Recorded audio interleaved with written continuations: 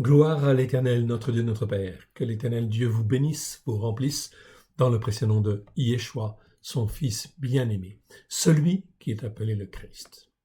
Remettons ces quelques instants au Seigneur avant d'aborder ce troisième mardi prophétique.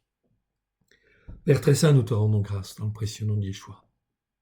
Tu es notre Dieu et nous sommes tes enfants.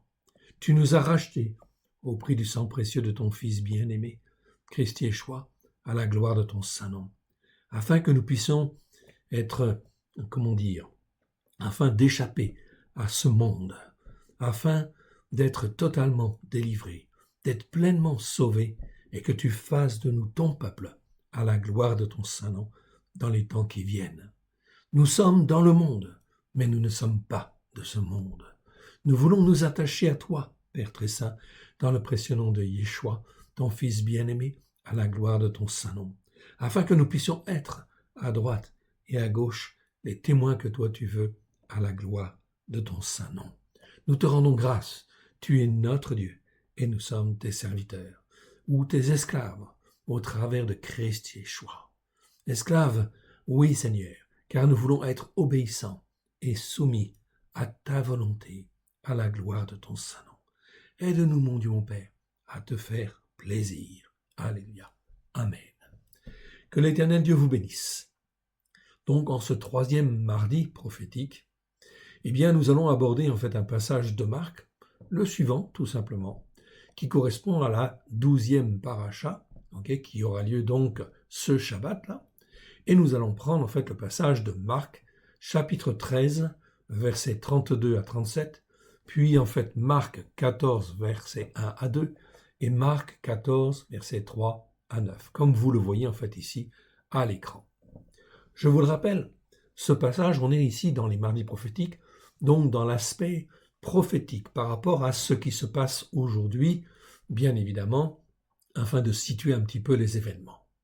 Je vous encourage, bien évidemment, à étudier les parachiotes. Pourquoi ? Parce qu'elles nous forment, elles nous façonnent. Nous arrivons là, en fin de compte, à la dernière partie de la Genèse, puisque samedi prochain, Shabbat prochain, ce sera en fait Genèse 47, 28 à Genèse 50, verset 26. Très important de lire, mais très important de méditer, de s'arrêter, de se poser des bonnes questions, d'écouter l'Esprit Saint, afin qu'il nous forme et qu'il nous façonne. Là, nous sommes en Égypte avec Yaakov, oui. Après, effectivement, les temps de détresse, effectivement, là, souvenez-vous, il y a eu la famine, Jacob vient effectivement dans le pays d'Égypte, et là, il est reçu royalement par, en fait, le roi d'Égypte, par la main de Yosef, qui est devenu, en fait, l'équivalent d'un premier ministre. La détresse était telle que toute l'Égypte est vendue. Tous les hommes et les femmes vendent leurs biens, vendent leur argent, se vendent en fait eux-mêmes afin de dépendre en fait d'un seul roi, le roi de l'Égypte, sous la main effectivement de Yosef. C'est donc effectivement très important ceci, parce que cela nous montre que l'Éternel Dieu sait mettre un pays en fait à genoux, sait mettre le monde en fait à genoux. Et c'est ce que l'Éternel est en train de faire à l'heure actuelle, au travers des épidémies du Covid, etc. Et de ces variants, bien évidemment. Certains médecins, certains chercheurs même, commencent à dire qu'en réalité, la vaccination elle-même, telle qu'elle est prévue aujourd'hui par les hommes, c'est elle-même qui engendre dans le corps humain les variants, bien sûr, du Covid. Alors, bien sûr, tout cela ne contribuera à une seule chose, c'est à rendre confus toutes les autorités qui, en fait, ont forcé à la vaccination, ont manqué de prudence par rapport à ces choix, parce que tous ces choix ont été faits par l'homme. Parce que l'homme croit qu'il peut se passer de Dieu, et non. En réalité, Dieu a créé le ciel, Dieu a créé la terre, et tous les hommes qui sont sur la terre lui appartiennent. Voilà pourquoi, en fait, il va y avoir de grandes confusions, mais plus que de la confusion, toutes sortes, en fait, de tribulations dont nous avons parlé la fois dernière. Souvenez-vous. Je vous avais montré le mot tribulation. Tribulation, c'est le mot thlipsis, en fait, en grec, 46 fois dans 43 versets, ok. Il est traduit, en fait, 24 fois par le mot tribulation dans nos traductions françaises, tout au moins dans la seconde et la NG, ok. Par affliction dans 9 fois, par détresse 7 fois, souffrance 3 fois, persécution 1 fois, tourment 1 fois, calamité 1. Tribulation, en fin de compte, selon le Larousse, c'est quoi? Okay. Tribulation, c'est en fait égal à des tourments. Okay. C'est en réalité toute une suite d'aventures ou de faits plus ou moins en fait désagréables, même plus désagréables que en fait agréables, okay, de revers, d'obstacles qui en fin de compte sont surmontés, dit le Larousse. Okay. Mais c'est en fait des choses très graves. C'est pour ça qu'en fait on préfère utiliser le terme affliction. Mais on peut garder le mot tribulation, bien que le mot tribulation est un mot qui a été inventé par les religieux catholiques dans les dictionnaires. C'est pour ça qu'il apparaît très bien, notamment dans le Alexandre 1850, un très vieux dictionnaire, qui précise bien que l'origine en fait de ce mot en français, eh bien c'est en fin de compte l'origine catholique. Ok, donc c'est pas faux en fait en soi, mais ça donne une connotation très négative. Tribulation, ça fait très peur, etc. En fait, c'est des tourments, c'est des afflictions. Voilà pourquoi, en fin de compte, nous allons traverser une multitude d'afflictions ou de tribulations, si on comprend bien le terme, c'est-à-dire de tourments, en fait ici, dans le but de se poser les bonnes questions et dans le but que les hommes et les femmes se posent en fait les bonnes questions par rapport à l'éternel Dieu, le Dieu d'Israël, le Dieu d'Abraham, le Dieu de Yitzhak, le Dieu de Yaakov. C'est donc extrêmement important car tout est basé sur, en fin de compte, ces trois patriarches-là, Abraham, Yitzhak et Yaakov. Dieu dit en fin de compte dans les prophètes que Abraham, lui seul, il l'a appelé. D'accord? Et que tout est fait au travers de Christ Yeshua, afin que, par le sang de l'agneau, les hommes puissent être arrachés des ténèbres, puissent être totalement délivrés, puissent être totalement sauvés, et puissent être un peuple pour l'Éternel, sur en fait les racines hébraïques de la foi, sur la foi d'Abraham, de Yitzhak et de Yaakov. C'est là le but, effectivement, très clair. Donc vous pouvez effectivement donc regarder ce mot tribulation, vous le trouverez dans les différents en fait, versets, vous le voyez là apparaître à l'écran, vous pouvez le regarder, voir comment c'est traduit dans vos Bibles. Je vous donne en fait la suite, je le fais apparaître à l'écran, ici, donc Apocalypse 1, 9, c'est aussi traduit par tribulation, Apocalypse 2, 9, tribulation, Apocalypse 2, 22, tribulation, Apocalypse 7, 14, tribulation. Nous sommes dans les tribulations, ou les tourments. Les tourments dans le but de se poser les bonnes questions. Dieu ne veut pas détruire la terre, Dieu ne veut pas détruire les hommes, même s'il est en colère. En réalité, ce qu'il veut, c'est qu'on revienne vers lui au travers de Christ Yeshua, son Fils bien-aimé. Donc, il va se passer toute une période de tourments ou de tribulations qui vont être sévères. Sévères où les gouvernants de ce monde vont se retrouver être confus par les choix qu'ils ont faits. Cela va donc s'aggraver de plus en plus, oh oui bien sûr, cela va s'aggraver de plus en plus, voilà pourquoi en fait le Seigneur Yeshua ici nous avertit. Okay? Cela va s'aggraver de plus en plus jusqu'à ce que le Mashiach apparaisse dans le ciel pour enlever son Église. Vous avez bien entendu, enlever son Église ou son assemblée de croyants. Je n'aime pas trop utiliser le terme Église parce qu'il a été déformé, mais l'ensemble des croyants qui lui appartiennent et qui n'ont rien à faire sur la terre. Dans en fait tous ces tourments. Mais dans la première phase, si je puis dire, eh bien en fin de compte, les croyants en Yeshua sont là. Pourquoi? Parce qu'ils sont serviteurs de Dieu, pour être les témoins en fait de l'Éternel. Vous qui m'entendez, vous avez été appelés. Vous avez été appelés à servir l'Éternel, à être ses esclaves. Okay, mais pas des esclaves maltraités, c'est esclaves au sens en fin de compte de celui qui est rendu obéissant et qui est rendu soumis à l'Éternel. Donc c'est une notion positive du terme esclave, car c'est l'Éternel Dieu qui décide, qui fait les circonstances et qui fait venir les choses, bien évidemment. Et le but de Dieu, c'est d'exercer sa bonté, sa miséricorde, même si le monde est aujourd'hui dans l'erreur. Il y a des millions de personnes, des centaines de millions, des milliards même en fait d'êtres humains sur la terre. Et en fin de compte, Dieu ne veut pas détruire. Détruire pour le plaisir de détruire, non. Ce que l'Éternel Dieu veut, c'est en sauver un maximum. C'est donc en fait extrêmement important, voilà pourquoi il va falloir en fait prendre entre guillemets du temps. Dieu va étaler en fait cela un peu dans le temps, mais ça va pas durer des centaines d'années. Je vous l'ai dit la dernière fois, c'est une certitude, Personnellement, j'ai reçu que je verrai l'enlèvement de mon vivant, en fait, ici.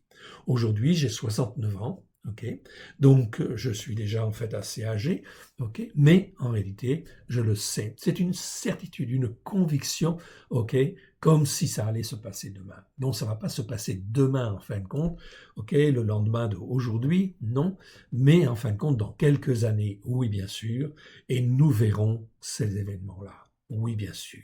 Nous allons donc vivre des temps difficiles, mais des temps glorieux, où la puissance de l'Esprit Saint va être là pour nous fortifier, nous consoler, etc., afin que nous puissions être les témoins que l'Éternel Dieu veut dans, en fait, ces temps très, très difficiles, où personne ne saura à quel saint se vouer, oui, bien sûr. Aujourd'hui, on suit les politiques, oui, bien sûr, mais en réalité, les politiques ne suivent pas Dieu. Résultat des courses, il y aura beaucoup de confusion. Beaucoup de confusion sur le plan sanitaire, oui bien sûr, car c'est impossible que le vaccin ou les vaccins qui sont donnés à l'heure actuelle soient effectivement en fait la réponse, évidemment. Avez-vous déjà vu, en fin de compte, des vaccins que l'on est obligé de renouveler tous les 3 mois ou tous les 6 mois, etc. Ça, c'est pas un vaccin, en fait, ici. Donc, qu'est-ce qu'on inocule, en fait, dans le corps? En fait, des choses qui ne sont pas bonnes ou qu'on ne sait même pas ce que ça va donner. Eh bien, nous allons le voir. Nous allons voir, en fin de compte, les conséquences de ces vaccinations. Il faut que cela vienne. Pourquoi? Afin de ridiculiser ou mettre au pied du mur les autorités, en fait, ici, qui ont pris place pour, en fin de compte, manipuler ou, en fin de compte, forcer les populations. La faute, en fait, ici, quelque part, on est aussi aux responsables spirituels, et principalement aux responsables spirituels, qu'ils soient catholiques, protestants ou évangéliques, peu importe, ou de quelque dénomination que ce soit, tout simplement pourquoi? Parce que Christ est venu il y a 2000 ans. 2000 ans, en fin de compte, qu'il s'est offert, lui, le Fils de Dieu, qu'il est venu en tant qu'homme, afin de s'offrir lui-même en sacrifice, afin que quiconque croit puisse avoir la vie éternelle et rentrer en fin de compte dans la bénédiction pleine et entière de l'Éternel notre Dieu, qui se trouve être exprimée bien sûr dans la Torah. Je reviens un peu à cette Torah avant effectivement d'aborder en fait ici l'aspect en fait prophétique, c'est qu'en fait nous terminons en fait avec ce Shabbat la Genèse. Après le livre de la Genèse, eh bien, ça va être quoi? Ça va être le livre de l'Exode. Donc, le livre de l'Exode, en fait, au courant, en fin de compte, du 11e mois et du 12e mois. Puis va venir, en fait, la nouvelle année. Et à la nouvelle année, en fait, ici, eh bien, cela commence toujours, en fait, ici, par quoi? Eh bien, toujours par, en fait, ici, le livre du Lévitique.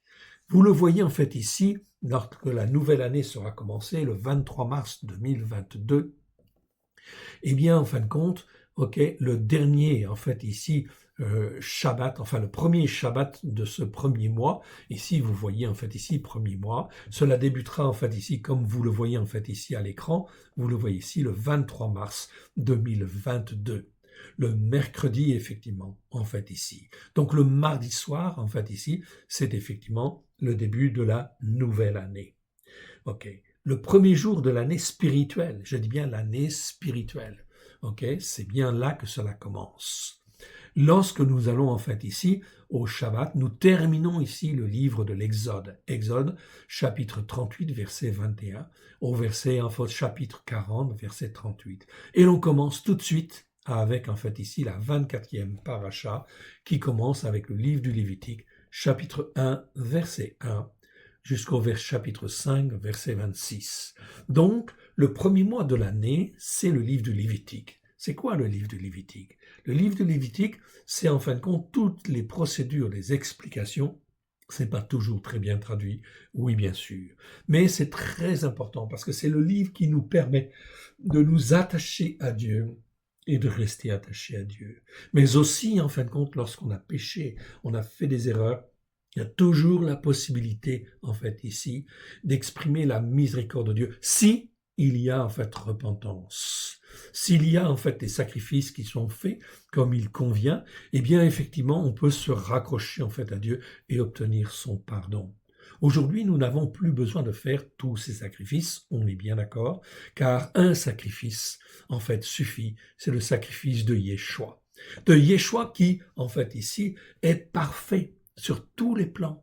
Et donc ici, ce livre de Lévitique va expliquer tout un certain nombre de choses dans le but, en fin de compte, d'arriver à la sanctification, c'est-à-dire à la mise à part, c'est-à-dire, en fin de compte, au fait d'être attaché à Dieu et de rester attaché à Dieu. Voilà pourquoi, en fin de compte, c'est un livre extrêmement, extrêmement important et il est aussi fondamental qu'il soit bien traduit ou mieux expliqué, en fait, en tout cas.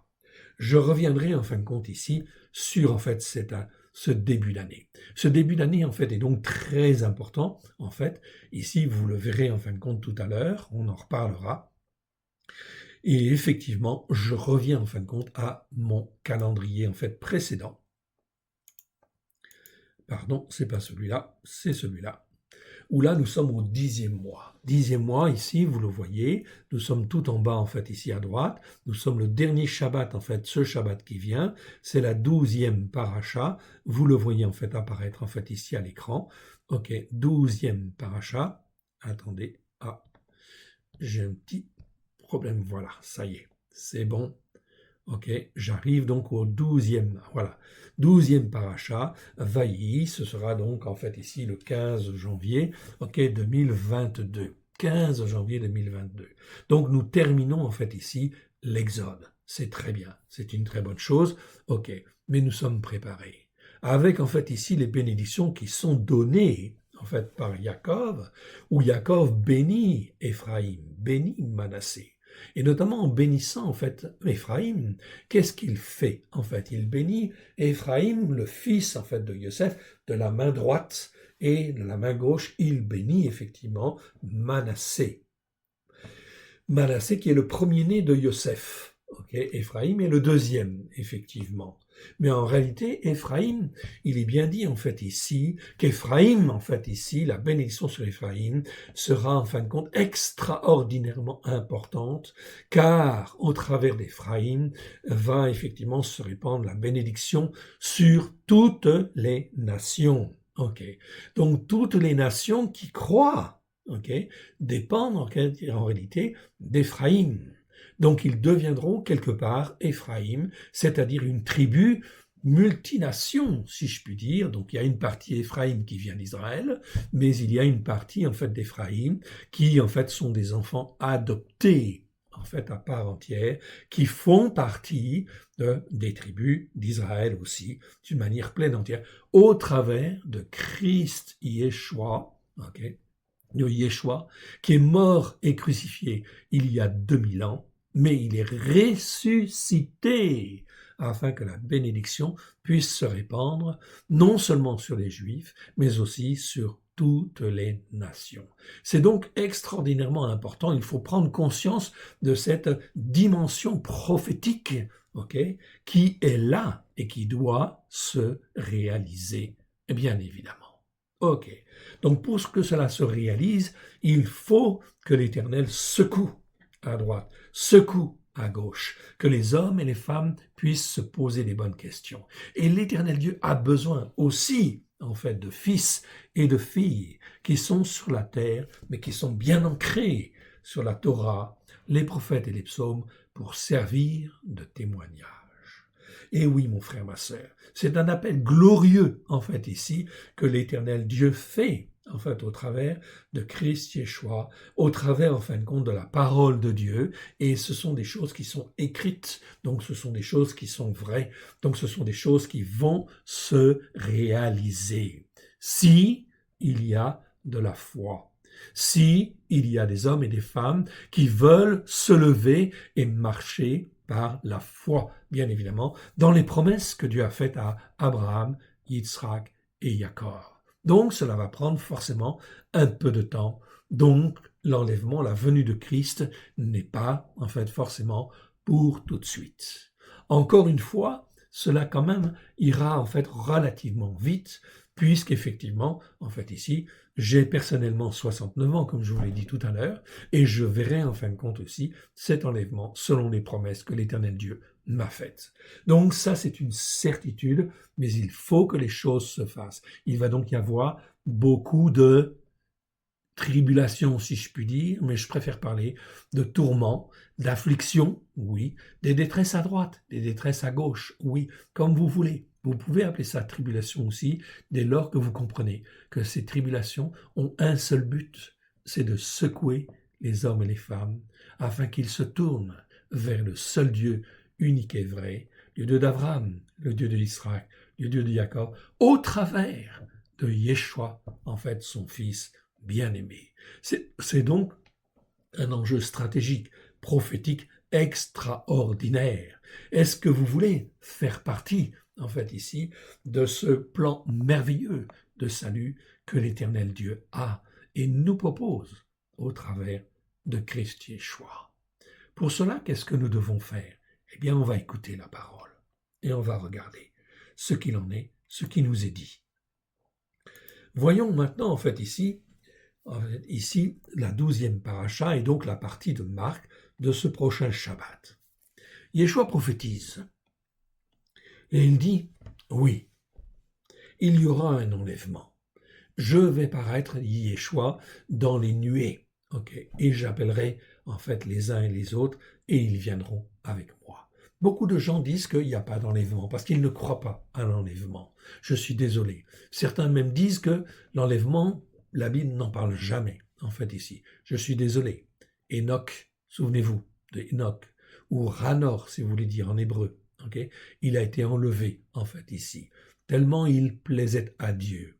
Tellement il plaisait à Dieu, il n'avait rien à faire, en fait, sur la terre, parmi la corruption qui s'installait partout, eh bien, il a été enlevé. Je vous rappelle Élisée, en fait aussi, Élisha, en fait ici, qui est enlevé, en fait, bien sûr, dans les lieux célestes. Et également, l'exemple, en fait, majeur, bien sûr, que l'on peut citer, c'est dans les Actes des Apôtres, lorsque Yeshua est en train de discuter avec ses disciples après la résurrection, eh bien, à un moment donné, ses disciples voient que Yeshua est enlevé dans le ciel. Et ils le suivent avec les yeux et ils le voient disparaître, en fait, dans la nuée. Et en fin de compte, là, il est dit que Yeshua apparaîtra comme il est, comme il a disparu, en fait, ici. Comme il est parti dans les nuées, il apparaîtra dans les nuées. Mon frère, ma sœur, il faut avoir un cœur comme un cœur d'enfant dans ces cas-là. Dieu le dit, c'est comme ça que ça fonctionne. Voilà, ça s'appelle marcher par la foi. Alors voyons en fait ici, ces tribulations, oui, elles vont avoir lieu. Elles vont avoir lieu parce que des millions d'hommes, des milliers d'hommes sont égarés à droite et à gauche, sont égarés en fait ici et ils ne sont pas enseignés comme il convient. L'Église, quelque part, d'une manière générale, a manqué son but. Au lieu d'éduquer, en fait ici, eh bien en fait, au lieu que ce soit elle qui impacte le monde, c'est le monde qui a impacté l'Église. Donc ça pose en fait un gros problème. Voilà pourquoi, mes frères, mes sœurs, il faut sortir des églises. Sortez de Babylone, car nous n'avons rien à faire avec le péché, avec les transgressions, avec les iniquités. Voilà, donc c'est très important de bien comprendre, afin de venir sur les racines hébraïques de la foi et d'être formé, façonné, en fait ici, de manière à être inébranlable dans les choses qui viennent et d'être les témoins que l'Éternel Dieu veut dans les temps difficiles, je dis bien dans les temps difficiles qui viennent. Voyons, écoutons notre Seigneur Yeshua. Yeshua prophétise et indique qu'il faut se préparer. Que dit-il? Pour ce qui est du jour et de l'heure, personne ne le sait, ni les anges dans le ciel, ni le Fils, mais le Père seul. Prenez garde, veillez et priez, car vous ne savez quand ce temps viendra, dit Yeshua. Il en sera comme d'un homme qui, partant pour un voyage, laisse sa maison, remet l'autorité à ses esclaves ou à ses serviteurs. Ici, je reviendrai sur ce mot-là tout à l'heure.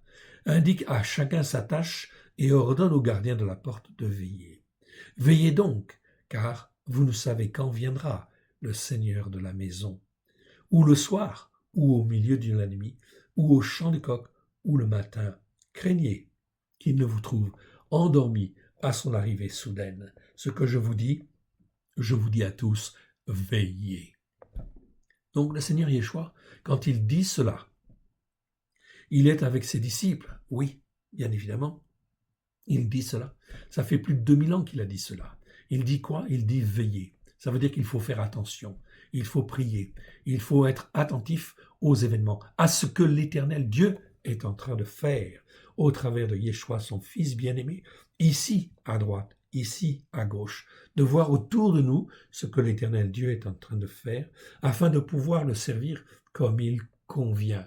Je dis bien le servir comme il convient. Voilà pourquoi nous arrivons en fait ici au mot en fait ici esclave. Esclave, c'est le mot doulos. Vous le voyez en fait ici en bas.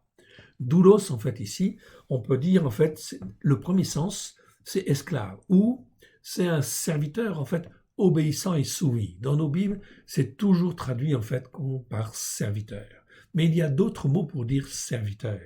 Or, un serviteur n'est pas toujours un serviteur fidèle, n'est pas toujours un serviteur qui l'est en fait avec son cœur pour servir son maître, avec obéissance et soumission. Or là, c'est bien ce que Yeshua dit en fait ici. Il parle en fin de compte à ces serviteurs qui sont rendus obéissants et rendus soumis. Voilà pourquoi, merci Seigneur pour les détresses dans lesquelles il nous fait passer, les tribulations dans lesquelles il nous fait passer, les tourments dans lesquels il nous fait passer, parce que au travers de cela, eh bien, en fin de compte, il nous forme, il nous façonne, il nous rend obéissants et soumis.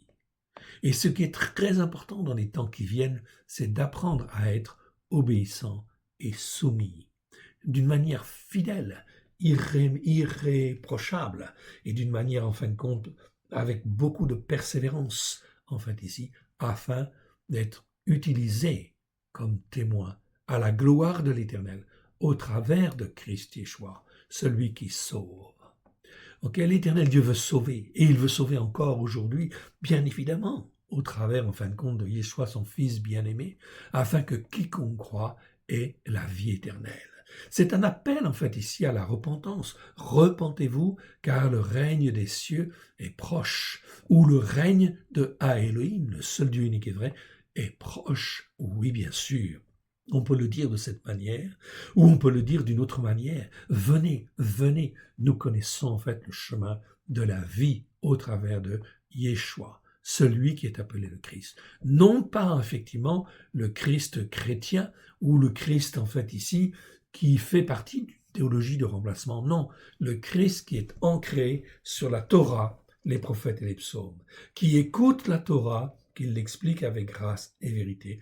Voilà pourquoi vous avez tout un système de formation avec les Shabbats au travers de à l'école des Yeshua qui vous permet de vous former chaque semaine sur les parachas de la semaine, en fait ici, sur la Torah, sur les prophètes et sur les psaumes. Le but de cela, c'est de former, c'est de façonner l'homme et la femme, ainsi que les enfants, ça va de soi, de les former pour qu'ils soient attachés à Dieu et qu'ils restent attachés à Dieu, quelles que soient les circonstances. Il n'y a qu'un seul salut, il n'y a qu'une voie de salut, c'est celle que Christ, en fait ici, il y a 2000 ans, a définie et a mis en place. Oui, bien sûr.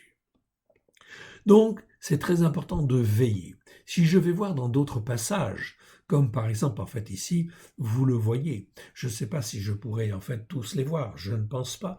Mais en réalité, vous pouvez aller voir ici. OK, vous l'avez là. Vous avez, en fait, toutes ces références, en fait, aussi. Soit vous le prenez à l'écran, ou vous l'avez, en fait, aussi dans, en fait, la traduction du Nouveau Testament que nous avons fait. Toutes ces références-là sont mentionnées, en fait, ici, dans la Torah accomplie. Ce n'est que le Nouveau Testament, mais retraduit sur les racines hébraïques de la foi, sur la foi d'Abraham, de Yitzhak et de Jacob. Je vous encourage à l'acquérir et je vous encourage à le faire connaître. Oui, bien sûr, car les temps vont être très, très difficiles. Donc, on va aller voir en fait quelques passages. Ici, Matthieu chapitre 24, versets 36 à 44. Et vous allez voir, ce sont des passages en fait équivalents. Donc, on ne connaît en fait ici, pour ce qui est du jour et de l'heure, personne ne le sait, ni les anges du ciel, ni le Fils, mais le Père seul. Donc la décision que Yeshua apparaisse dans les nuages, dans la nuée, ce ne sera que lorsque le Père en fait le décidera. Et lui seul en fait connaît ce temps pour le moment. Nous avons en fin de compte, bien sûr, au travers des Écritures, plus j'écoute, plus je mets en pratique, plus en fait j'étudie, plus en fait j'ai tout un certain nombre d'indices et de choses qui me permettent de dire non, c'est pas le temps en fait encore, cela va venir. Aujourd'hui, c'est pas le temps de l'enlèvement, oui, parce que l'Éternel Dieu a un cœur immense, en fait ici, rempli de miséricorde et de bonté, et il veut l'exercer, malgré que le feu de sa colère se soit allumé. Il est prêt, en fait, à, comment dire, pardonner si les hommes se posent, en fait, les bonnes questions. Voilà pourquoi l'Éternel Dieu fait appel à nous, etc., afin que nous puissions être autour de nous des témoins véritables, en disant, en fait ici, que la situation, elle va s'aggraver de plus en plus.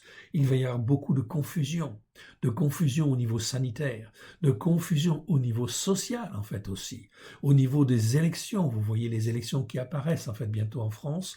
Vous allez voir une telle confusion, vous n'en avez jamais eu de pareille.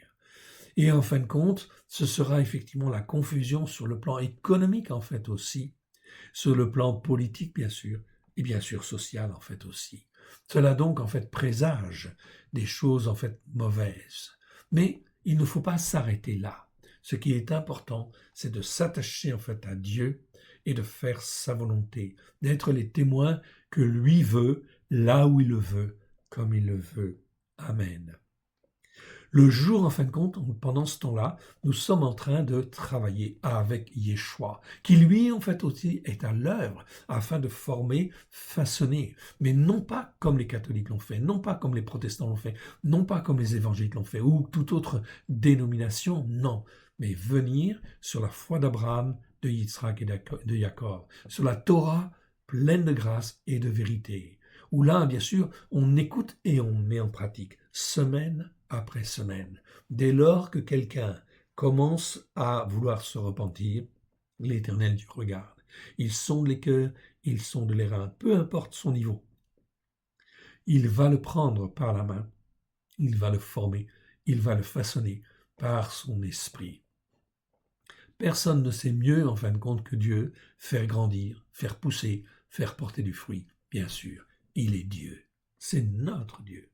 Nous avons un Dieu absolument merveilleux et fantastique, qui en fait ici est rempli de vie et veut donner la vie. Okay? C'est quelque chose d'extraordinaire, de fantastiquement merveilleux. Allons maintenant, si vous le voulez bien, dans Matthieu 24, versets 36 à 44. Matthieu 24, 26 à 44, j'ai dit. Hein? Alors, on va dans 26. Pardon, je ne sais plus. Ça m'échappe. Ah, je me suis trompé. Bon, ben, je reviens. Ok, un instant. Voilà, j'étais trop vite. Alors, on est dans le 32, voilà, c'est ça, donc on est 36 à 44, voilà, c'est bien ça. Donc 36 à 44, je reviens bien en fait ici, donc alors 24, 36 à 44.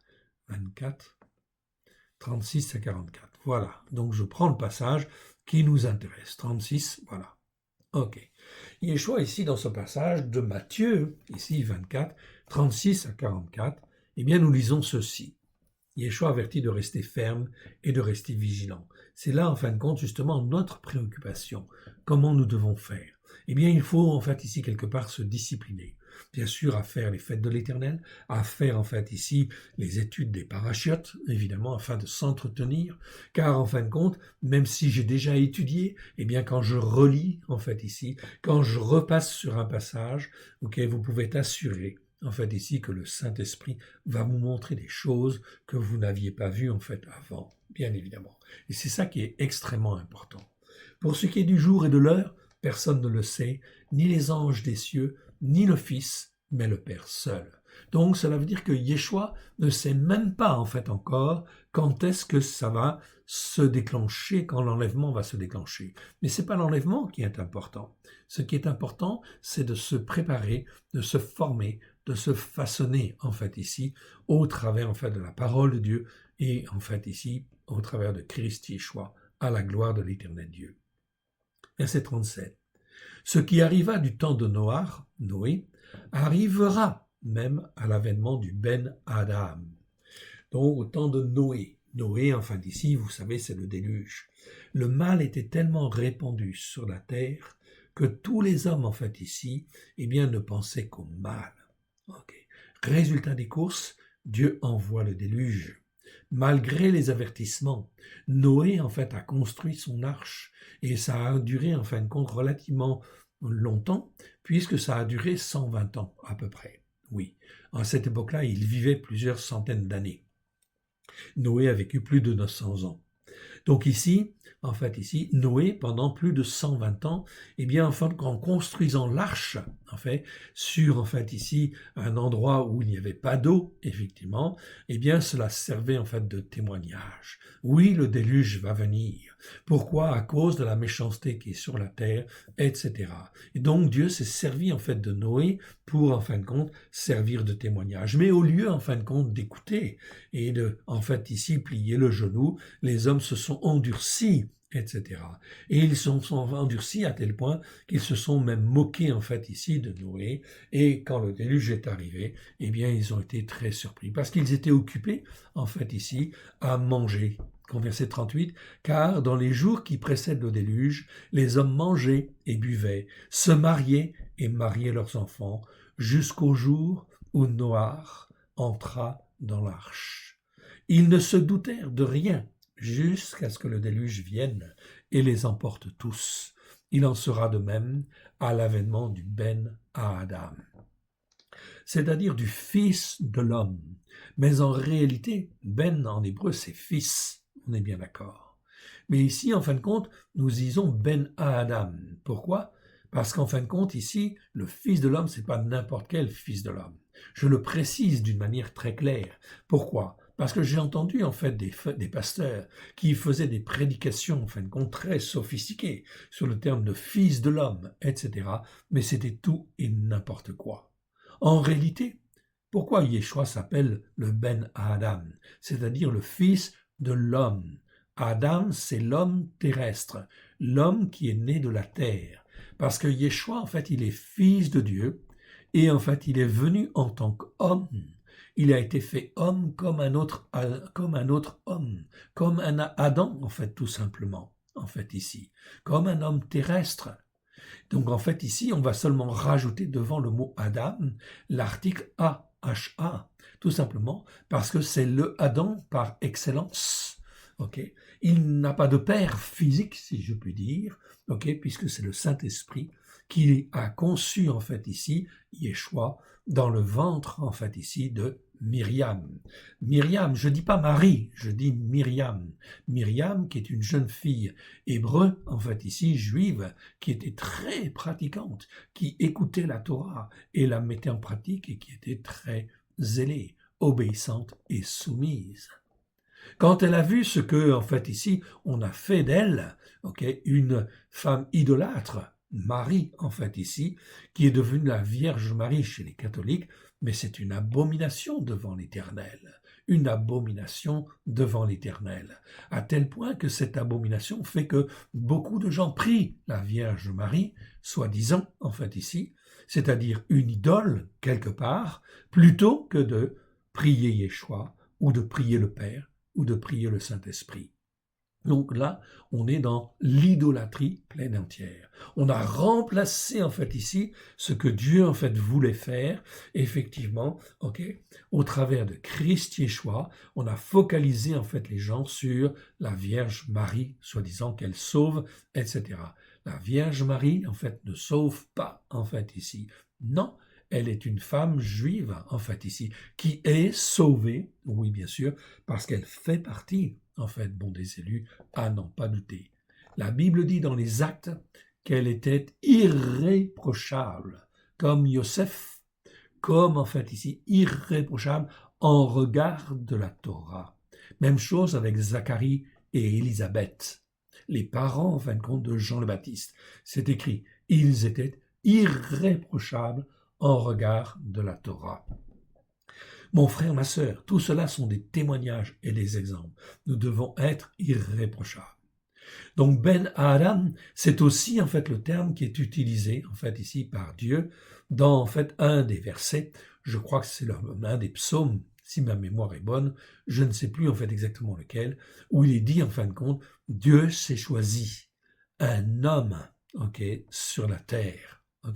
Et là, c'est écrit en fin de compte en hébreu, il s'est choisi un Adam sur la terre. Quel Adam il s'est choisi? Eh bien, c'est le fils de Myriam et le fils de Yosef, en fait ici, fils adoptif de Yosef. Oui, bien sûr. Dieu, l'éternel Dieu, s'est choisi un homme. En hébreu, c'est un Adam, en fait ici, un fils de l'homme, pour concrétiser, en fait, l'accomplissement de la parole de Dieu au travers d'un homme. Il fallait qu'il soit fait homme comme n'importe quel homme et qu'il montre qu'il peut être en fait ici un homme qui écoute et qui met en pratique la Torah. Donc ici c'est le Ben Adam. Voilà pourquoi dans la traduction en fait ici que nous avons mis Ben Adam, je vous trouverai chaque fois que vous aurez fils de l'homme, eh bien en fin de compte vous trouverez Ben Adam. C'est le fils de l'Adam, que Dieu s'est choisi pour accomplir sa parole. Verset 40. Alors, écoutez bien. Alors de deux hommes qui seront dans un champ, l'un sera pris, l'autre laissé. De deux femmes qui moudront à la meule, l'une sera prise et l'autre laissée. Veillez donc, puisque vous ne savez pas quel jour votre Seigneur viendra. Sachez-le bien, si le maître de la maison savait à quelle veille de la nuit le voleur doit venir, il veillerait et ne laisserait pas percer sa maison. C'est donc très important. Ça, c'est un avertissement prophétique. On te dit, mon frère, ma sœur, écoute la parole, mets-la en pratique. Ce que tu comprends, puisque tu écoutes les parachiotes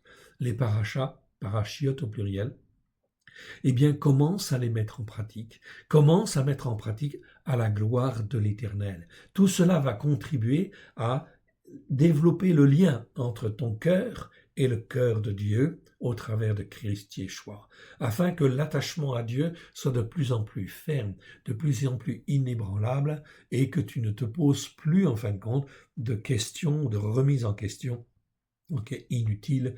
Oui, bien sûr, il faut se remettre en question. C'est bien. Mais quand les choses sont assurées, eh bien là, tu marches sur un sentier qui est battu et qui est en fin de compte ferme. Et en fin de compte, tu ne risques pas de tomber, ou moins de tomber, ou de chuter. Il faut donc de la sagesse. Oui, bien sûr. Et un jour, bien sûr, le Ben Adam, il apparaîtra dans le ciel. Il est parti, les disciples, en fin de compte, le regardaient, et ils l'ont vu monter dans les airs, jusqu'à ce que la nuée, en fait, le fasse disparaître. Mon frère, ma sœur, un jour, Yeshua apparaîtra dans les nuées, dans le ciel que tu vois, dans les nuages que tu vois. De la même manière, il apparaîtra. Et là, en fin de compte, il enverra ses anges à droite et à gauche chercher tous les élus. Et oui, ceux qui ont été choisis, ceux qui en fait ont écouté et mis en pratique, ils n'ont plus rien en fait à faire sur la terre, ils seront enlevés, parce qu'il n'y a pas lieu, en fin de compte, qu'ils restent sur la terre pour les tribulations ou les troubles, les tourments qui vont venir, notamment la grande persécution avec l'Antichrist. Oui, bien sûr. Ils n'ont pas à vivre cela, bien évidemment. Donc, il faut qu'ils soient enlevés. Oui, bien sûr. Et ils le seront. Voilà pourquoi il faut s'entretenir avec la parole. Il faut lire en fait les passages, relire les passages, écouter en fait ici. Nous avons fait des enseignements sur les prophéties de Daniel et de l'Apocalypse. Nous avons expliqué en fait déjà toutes ces choses. Vous pouvez les regarder. Il y a 7 vidéos. Vous pouvez les regarder dans le détail et les re-regarder en fait encore. Ok, étudier, lire les passages en fait ici. Ok, afin que la certitude se fasse dans votre tête et que cela descende en fait dans votre cœur. Ça, c'est extrêmement important afin que votre foi soit solide, inébranlable et qu'elle ne puisse être remise en question. Ok, on continue. Okay. On va même continuer ce passage puisqu'on aura en fait à le lire en fait ici. Tout à l'heure, on va y revenir. Donc, on va continuer en fait à le lire en fait ici. Donc, verset 43. Sachez-le bien, si le maître de la maison savait à quelle veille de la nuit le voleur devait venir, il veillerait et ne se laisserait pas percer la maison. De la même manière, aujourd'hui, si nous savons qu'un voleur va venir, après-demain, eh bien, en fin de compte, je vais prendre des dispositions pour, en fin de compte, veiller et, en fait, éviter que ce voleur, en fait, ne vienne. Eh bien, c'est exactement la même chose, cette même attitude de cœur. Nous devons, en fait, être conscients que l'Éternel Dieu va venir au travers de Christ Yeshua et qu'il va, en fin de compte, sauver, qu'il veut sauver une multitude de gens. Beaucoup de gens pensent à l'enlèvement, en fait, ici, étudie l'enlèvement aussi, pour dire, bon, bah, c'est pas maintenant, donc j'attends, en fait, etc. Non, le Seigneur te dit de te préparer, de te façonner, de te former, d'écouter la Torah et de la mettre en pratique. Ce sont des conseils, la pratique, en fait, ici. Est-ce que tu fais? Est-ce que tu fais pas? Est-ce que tu fais le Shabbat? Est-ce que tu fais les fêtes de l'Éternel? Est-ce que tu as compris la dimension, la largeur, la longueur, la hauteur, la profondeur, en fait, de ces fêtes? Non, alors, écoute, reprends et pratique, mets en pratique. C'est pour cela, verset 44, c'est pour cela même. Ok, donc c'est une tautologie, donc c'est un mot. Les tautologies, en fait, on est obligé de rajouter, c'est cela même. C'est ce que je suis en train de te dire là. C'est extrêmement important, fondamental. C'est ce qu'on appelle là en grec, c'est de la tautologie. Ce sont des mots qui sont mis là pour insister, pour dire fais attention à ce qu'on dit là. Ok, c'est fondamental. Ok, c'est très important parce que ça va tirer ta foi vers le haut. Ça va en fait faire que tu auras une foi inébranlable. C'est pour ça que quand l'épreuve en fait elle vient, ou la tribulation vient, ou le trouble en fait vient, puisque tu appartiens à Dieu et que tu es attaché à Dieu, tu ne te laisses pas troubler, parce que le trouble en fait n'est pas pour toi, la tribulation n'est pas pour toi, elle est pour en fait aussi d'autres en fait qui sont autour de toi, afin qu'ils puissent voir que toi tu es attaché à Dieu. Et que tu puisses être en fait un témoin de la vérité. Et qu'il puisse dire en fait ensuite, tiens, mais comment ça se fait que toi tu n'as pas eu peur ou que tu as traversé cette tribulation en fait ici dans la paix ou ce tourment dans la paix avec une foi ferme. C'est un apprentissage. Cela s'apprend. Cela s'apprend. C'est donc très important au travers des épreuves. C'est pour ça qu'il faut dire toujours merci Seigneur. Parce que tu es le maître de ma vie et tu sais en fin de compte ce qui arrive dans ma vie. Et si tu le permets, c'est parce que en fait tu veux tirer ma foi vers le haut. Non pas me détruire, mais parce que tu veux tirer ma foi vers le haut. Si du moins je cherche à être agréable à Dieu, à éviter les péchés, à éviter les transgressions, à éviter les iniquités. Mais pour éviter les péchés, éviter les transgressions, éviter les iniquités, il n'y a pas 36 solutions. Il faut lire la parole, il faut l'écouter, il faut la méditer. C'est pour cela même que vous aussi tenez-vous prêts, car le Ben Adam, c'est-à-dire Yeshua, viendra à l'heure où vous n'y penserez pas. Oui. Quel est donc l'esclave fidèle et prudent? Donc ici, dans nos traductions, habituellement, c'est serviteur, parce qu'on n'aime pas, effectivement, le mot, en fait, esclave. Mais encore une fois, je le répète, le mot ici utilisé, c'est bien doulos. Alors on peut dire en fait serviteur aussi obéissant et soumis. Si tu es un serviteur obéissant et soumis, c'est très bien. En fait ici, ça convient. Mais est-ce que tu es arrivé au point en fait ici de faire totalement confiance à Dieu, ok, et d'être totalement soumis, totalement obéissant? La réponse la plupart du temps est non. Ok, nous disons serviteurs de Dieu, mais est-ce qu'on est serviteur au point d'être totalement obéissant, d'être totalement soumis? Dieu nous travaille au travers de ça. Oui, très bien. Parce que plus en fait il nous travaille, plus il nous façonne, plus nous apprenons à dépendre de lui. Et plus on se rapproche de Dieu, mon frère, ma sœur, plus tu te rapproches de l'Éternel Dieu, moins tu seras troublé. Parce qu'en fin de compte, la force qui est en Dieu va être en toi et tu n'auras peur de rien, en fait, ici, sur la terre. En fait, ici. Voilà, c'est très important parce que tu es appelé au travers de Christ à être un avec le Père, à être un avec le Fils. Mon frère, ma sœur, imagine Yeshua, qui est un fils d'Adam, ok, un fils d'un homme terrestre, ok. Est-ce qu'il avait peur sur la terre? Non, il n'a jamais eu peur. Jamais, en fait, Yeshua n'a eu peur. Alors, s'il était troublé, en fait, ici sur la croix, à un moment donné, oui, ce n'est pas parce que lui-même avait peur, en fait, ici, parce qu'il avait totalement confiance en l'Éternel. Il savait qu'il allait ressusciter. Mais devant le travail, en fait, ici à faire pour sauver l'humanité, sauver le monde, sauver, en fin de compte, le maximum de personnes, eh bien, en fin de compte, là, il y a de quoi être angoissé, il y a de quoi avoir peur. Mon frère, ma sœur, je ne sais pas comment l'Éternel va faire. Je ne sais pas, en fait, exactement comment l'Éternel Dieu va faire les circonstances pour que les hommes et les femmes se tournent vers lui. Mais il est bien écrit quand même dans les Écritures que beaucoup de peuples glorifient l'Éternel. Okay.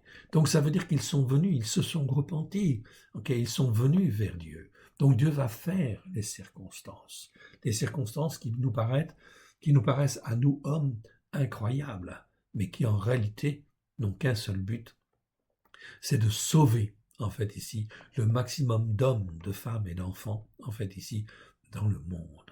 L'Éternel Dieu va faire. Faisons-lui confiance. Apprenons à lui faire confiance.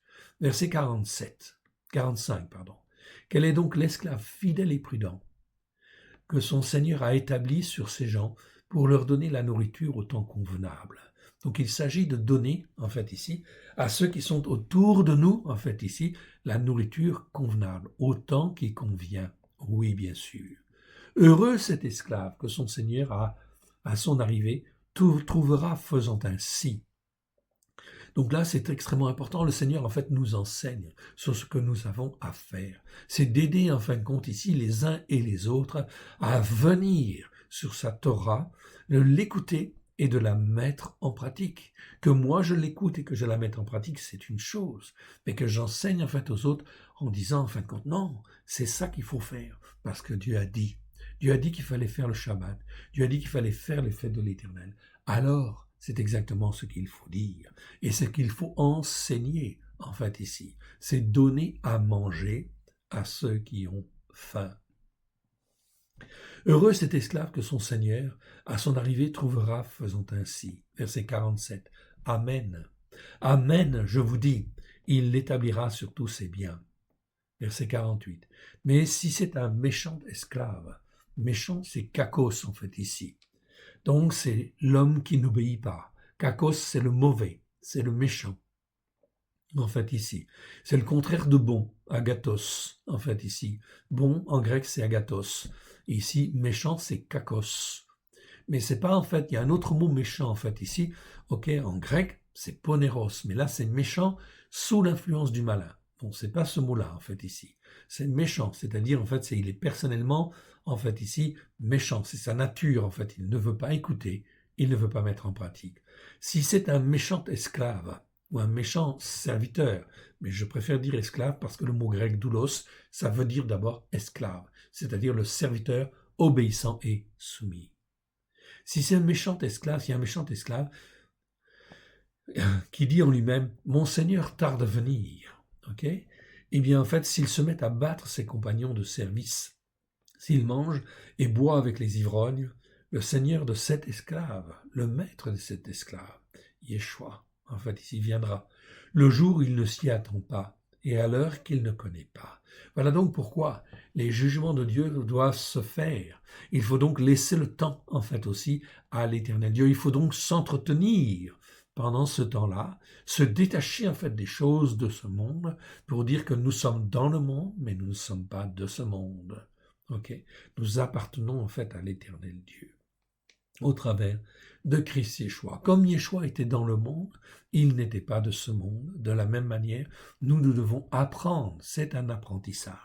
Et cet apprentissage se fait par, en fait, l'adoption d'une certaine discipline, à écouter les fêtes de l'Éternel, à les mettre en pratique, à écouter les parachiotes, les étudier, les lire, les méditer. Tout cela contribue, en fait, ici, à nous former, à nous façonner, à nous rendre inébranlables. Le Seigneur, verset 50 de cet esclave, viendra le jour où il ne s'y attend pas et à l'heure qu'il ne connaît pas. Il le mettra en pièces et lui donnera sa part avec les hypocrites. C'est là qu'il y aura des pleurs et des grincements de dents. Donc vous voyez ici, on rentre dans une phase où en fin de compte l'Éternel Dieu va tester. Regardez en fait ici les hommes et les femmes. Est-ce qu'ils sont dans l'obéissance et la soumission à sa parole?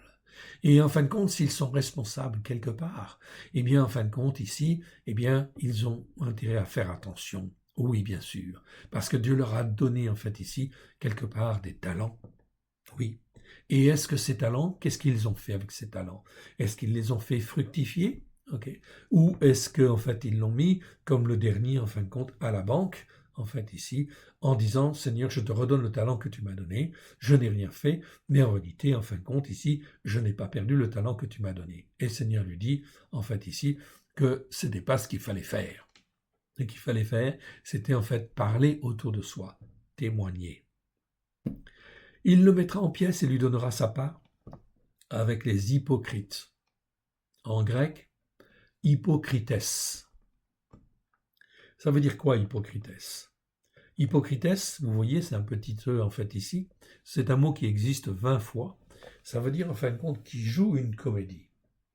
Et oui, dans l'ancien temps, en fait ici, les acteurs de théâtre étaient appelés des hypocrites. Hypocrites. Hypocrites, c'est des gens qui jouent une comédie. Qui jouent une comédie, en fait, ici, en parlant, en fait, bon, des religieux, une comédie religieuse, oui, bien sûr.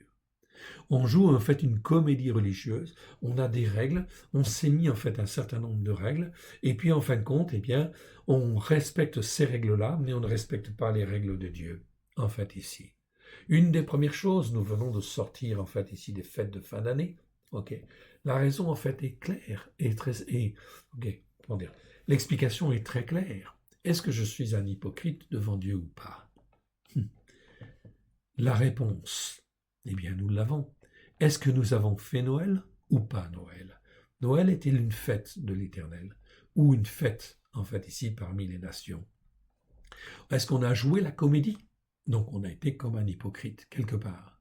Parce que, en fin de compte, quelque part, si on n'a pas célébré, en fait, Hanouka, on n'a pas fait le bon choix. On a été donc, en fait, hypocrite, quelque part. Cela fait mal, quelque part, oui, mais c'est bien ça, en réalité. Bon, je ne parle pas du Nouvel An, c'est le Nouvel An grégorien, en fait, ici, mais c'est en réalité un petit peu pareil. Parce que le vrai Nouvel An, le vrai Nouvel An devant l'Éternel, c'est celui qui aura lieu, en fait, ici, le 23 mars. Avec ce nouveau calendrier, en fait, ici, messianique, c'est 5782-5783, qui commencera, en fait, le mercredi 23 mars 2022. C'est ça, la véritable nouvelle année. C'est la nouvelle année spirituelle qui nous permet de rentrer dans le plan de Dieu, en fait, ici. Donc, je ne peux que vous souhaiter une excellente nouvelle année, par avance, bien évidemment, avec le Seigneur, et de, en fin de compte, laisser tout ce qui, en fait, touche à l'hypocrisie religieuse ou l'hypocrisie traditionnelle, en fait, qui existe et qui est ancrée, en fait, dans le cœur des uns et le cœur des autres. C'est là le moyen, en fin de compte, ici, de pouvoir passer en fait au travers. C'est donc très important en fait ici. Ensuite, dans les passages que nous pouvons lire et de ce que nous avons à faire, eh bien en fin de compte ici on pourrait lire également Matthieu chapitre 5 verset 1 en fait à 13. Ok, je vais juste le lire simplement. Il fait partie en fin de compte des passages que l'on peut lire en complément. Je vais simplement le lire sans en fin de compte faire trop de commentaires dessus pour ne pas être trop long. Alors Matthieu chapitre 25, c'est la parabole des 10 vierges. Elle nous parle. Alors le règne des cieux sera semblable à 10 vierges qui, ayant pris leur lampe à huile, allèrent à la rencontre de l'époux. 5 d'entre elles étaient folles et 5 sages. Les folles, en prenant leur lampe à huile, ne prirent point d'huile d'olive avec elles. Mais les sages prirent avec leur lampe à huile de l'huile d'olive dans les vases. Ça veut dire quoi? Elles se sont préparées. C'est donc bien en fait aussi le même principe en fait ici. Comme l'époux tardait, toutes s'assoupirent et s'endormirent. Au milieu de la nuit on cria: voici l'époux, allez à sa rencontre. Alors toutes ces vierges, les 10, se réveillèrent et préparèrent leurs lampes à huile. Les folles dirent aux sages: donnez-nous de votre huile d'olive, car nos lampes à huile s'éteignent. Les sages répondirent: non, il n'y en aura pas assez pour nous et pour vous. Allez plutôt chez ceux qui en vendent et achetez-en pour vous. Pendant qu'elles allaient en acheter, l'époux arriva. Celles qui étaient prêtes entrèrent avec lui dans la salle de noces et la porte fut fermée. Mon frère, ma sœur, parmi en fait ici ces croyantes, elles sont vierges en fait aussi, donc ça veut dire qu'elles ont été rachetées par le sang de l'agneau puisqu'elles sont rendues vierges. Mais il y en a qui se préparent et il y en a d'autres qui ne se préparent pas. Mon frère, on est là. Si tu écoutes en fait la Torah et que tu la mets en pratique, si tu essayes de le faire, c'est bien, tu es en train de te préparer, tu mets de l'huile en fait ici dans ta lampe et tu te constitues une réserve d'huile. C'est donc très bien, c'est une très bonne chose. Mais si tu dis en fin de compte, comme beaucoup disent, Christ est mort à la croix, il a tout accompli, je n'ai plus rien à faire, je me tourne les pouces, eh bien tu n'auras pas d'huile dans ta lampe. Et là, ça risque en fin de compte d'être grave. Celles qui étaient prêtes entrèrent avec lui dans la salle de noces, et la porte fut fermée. Plus tard, les autres vierges vinrent et dirent: Seigneur, Seigneur, ouvre-nous. Donc elles sont bien vierges, elles sont rachetées par l'agneau, puisqu'elles sont vierges. Et en fait, elles le connaissent pourtant. Et elles disent: Seigneur, Seigneur, ouvre-nous. Mais il répondit: Amen, je vous dis, je ne vous connais pas. Comme elles n'ont pas écouté, elles ne se sont pas préparées, ça veut dire qu'elles n'ont pas écouté, elles n'ont pas mis en pratique. Résultat des courses, eh bien en fait la sanction en fait est là. Veillez donc, puisque vous ne savez, je ne vous connais pas. Mais il répondit: Amen, je vous dis, je ne vous connais pas.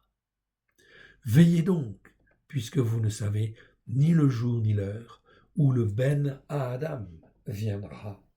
Les mots où et viendra sont en gras parce qu'on le trouve en fin de compte dans le texte grec du XVIIe siècle, le texte reçu, mais qu'on ne le trouve pas effectivement dans le texte grec du XIXe siècle, sur lequel en fait sont traduits la plupart en fin de compte des traductions françaises.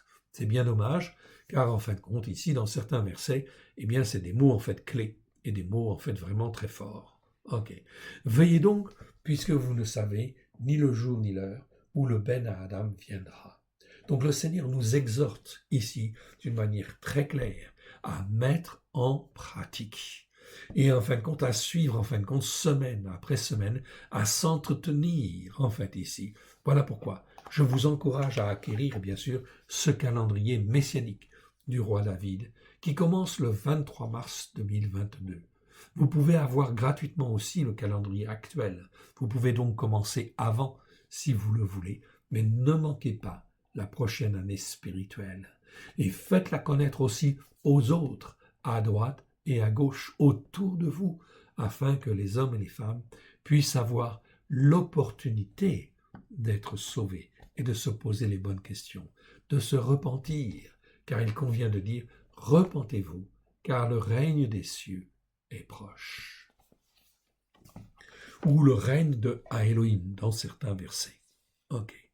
Ici, nous avons vu la parole des vierges, et en fait, ici, il suit, c'est la parole, en fin de compte, des talents. Ok. C'est le même principe. Ok. On va la lire, en fait, ici dans Matthieu. Les talents, c'est en fait quelque chose que Dieu nous donne. Oui, bien sûr.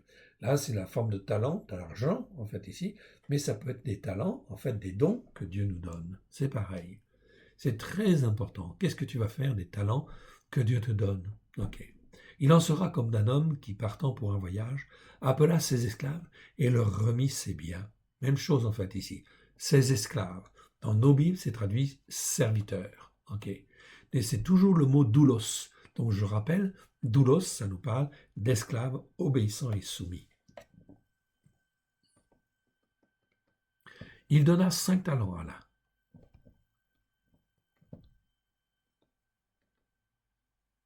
Il donna 5 talents à l'un, 2 à l'autre et 1 au troisième, à chacun selon sa puissance, ou capacité qui lui a été donnée, tout simplement, en fait, ici. Donc B, le mot puissance, en fait, ici, c'est bien le mot, en fait, dynamis, en fait, ici, je vois, en fait, ici, en grec, le mot dynamis, ça veut dire, en fin de compte, puissance, ou capacité, en fait, ici, tout simplement. Et il partit aussitôt. Donc le maître s'en va et il laisse 5 talents à l'autre, 2 à l'autre, 5 talents à l'un, 2 à l'autre et 1 au troisième. Celui qui avait reçu les 5 talents s'en alla. Donc il est content, il a reçu pas mal, les fit valoir et gagna 5 autres talents. Donc, avec ce qu'il a reçu, en fait, il en a fait profiter d'autres. En fait, ici quelque part. Donc il a gagné 5 talents. Ça veut dire qu'en fin de compte, il a parlé, il a témoigné autour de lui, il n'est pas resté avec ce qu'il avait reçu, en fait, en restant sur sa chaise. Non, il a témoigné dès qu'il a pu témoigner, il a essayé de faire, de faire connaître ces talents qu'il a reçus. De même, celui qui avait reçu les 2 talents en gagna 2 autres. Donc en fonction de ce qu'il a reçu, eh bien il a fait. Cela veut dire qu'en fin de compte, je peux recevoir beaucoup, alors il faut que je donne beaucoup. Ou en fait j'ai reçu un peu moins, mais il faut que je donne quand même, il faut que je partage, il faut que je témoigne. C'est très important. Mon frère, ma sœur, nous vivons des temps en fait très difficiles et des temps en fin de compte qui ne vont pas se renouveler. C'est en fin de compte quelque part la fin de ce siècle en fait ici, si et après effectivement c'est l'éternité. Donc il n'y a plus de choix possible en fait ensuite. Donc c'est très important, nous vivons quelque chose de très sérieux et d'immuable. L'Éternel Dieu nous appelle à le servir. Verset 18. Celui qui n'en avait reçu qu'un, alla faire un creux dans la terre et cacha l'argent de son maître. Longtemps après, le seigneur de ses esclaves revint et leur fit rendre compte. Le seigneur, c'est bien Kurios, de ses esclaves, on a bien le mot doulos en fait ici, ou on peut traduire par serviteur, mais encore serviteur obéissant et soumis. Celui qui avait reçu les 5 talents s'approcha, en apporta 5 autres talents et dit, « Seigneur, tu m'as remis 5 talents, voici, j'en ai gagné 5 autres. » Mon frère, ma sœur, bien sûr qu'il va y avoir des tribulations, bien sûr qu'il va y avoir des difficultés, mais nous devons en fait servir, mais nous devons en fait glorifier l'Éternel, mais nous devons témoigner, mais nous devons parler, et nous devons soutenir, aider, oui bien sûr. Voici, j'en ai gagné 5 autres. Son Seigneur, Yeshua lui dit, c'est bien. Bon et fidèle esclave ou fidèle serviteur, obéissant et soumis. Esclave. Fidèle esclave, tu as été fidèle en peu de choses. Je te confierai beaucoup. Voilà, en fait, c'est ce que le Seigneur dit et ce qu'il va faire. Voilà pourquoi si nous travaillons et nous sommes zélés à travailler pour l'Éternel, le Seigneur va nous donner en fait encore plus, en fait ici, à faire. Parce que en fait, la volonté de Dieu, c'est de sauver, c'est de ramener en fait à lui. Tu as été fidèle en peu de choses, je te confierai beaucoup. Entre dans la joie de ton maître. Celui qui avait reçu les 2 talents s'approcha aussi et dit, « Seigneur, tu m'as remis 2 talents, voici, j'en ai gagné 2 autres. » Eh bien, en fait, le Seigneur, ne le condamne pas du tout, au contraire, il dit, « Je t'ai donné tant, tu m'as donné en fait autant, bon, c'est très bien. » Son Seigneur lui dit, « C'est bien, bon et fidèle esclave, tu as été fidèle en peu de choses, je te confierai beaucoup. Entre dans la joie de son maître. » Ce que l'on voit en fait ici, c'est l'obéissance et la soumission au service de l'Éternel Dieu, au travers de Christ Yeshua. C'est donc très, très, très important, fondamental. Celui qui n'avait reçu qu'un talent s'approcha ensuite et dit, « Seigneur, je savais que tu es un homme dur, qui moissonne, que tu n'as pas semé où tu n'as pas semé, et qui amasse où tu n'as pas vanné. J'ai eu peur, et je suis allé cacher ton talent dans la terre. Voici, prends ce qui est à toi. » Là, c'est celui qui ne fait pas.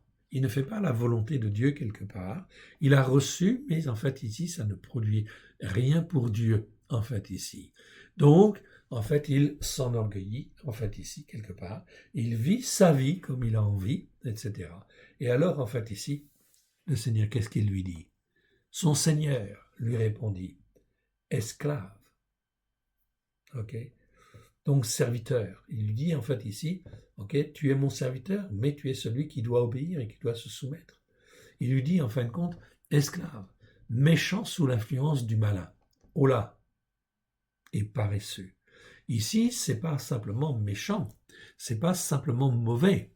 Le mot, en fait, utilisé, en fait, en grec, c'est pas le mot kakos, c'est le mot poneros, que vous voyez là apparaître à l'écran. Donc je change un peu ma police de caractère ici parce que avec en fait ici le grec en fait ici c'est pas toujours en fait génial avec certaines polices. Poneros ici en grec c'est un mot qui existe 79 fois dans 70 versets. Nous les avons tous repérés ces noms-là. C'est en fait ici référencé sous la référence 54. Vous le voyez entre parenthèses. Eh bien le mot poneros ça veut dire mauvaise, oui, mais au sens de rempli de contrariété ou d'amertume. Et entre parenthèses, en fait, sous l'influence du malin, en réalité, apportant des difficultés et périls pour la foi et la constance, causant peine et difficultés.